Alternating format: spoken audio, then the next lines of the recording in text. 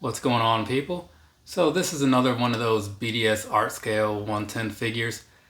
This one is going to be Moon Knight, right? Now it's still like the last one. It comes from Iron Studios, though you can buy them from Sideshow Collectibles, like I mentioned before, and probably anywhere else that sells collectibles of this nature.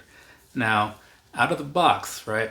So this one, unlike the Forge and all the others, no assembly really, other than just sitting him on the actual base, right?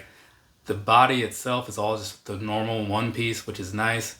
And then you have the base, which was pretty well detailed. All in all, this whole thing is very well detailed.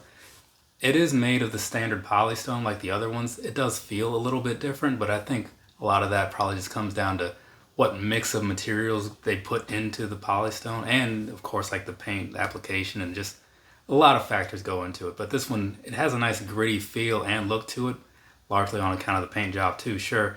But either way, overall, in my personal opinion, of the few that I have, which is only the four, this is definitely like the best looking one, but that's just my opinion. Now, as you look at it, you can kind of tell it is 1/10 scale, like I was saying.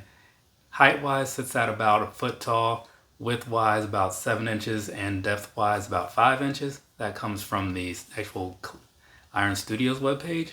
And they also say that it weighs in at about 1.5 pounds, and that seems to be right from what I've been noticing, right? But otherwise, just looking at this figure overall, I was kind of into Moon Knight when I was younger. It just seemed kind of fascinating. I got more into him later when I watched the Netflix show and all that good stuff. So when I saw this coming around, or had already come around, but it was on a nice price drop, I thought, yeah, let's go ahead and do this, because this seems like a good idea. And you know what? It is a good idea. From me to you, have a nice rest of your day or rest of your night, whatever it is, wherever you are. Got to move on and talk about the next figure up.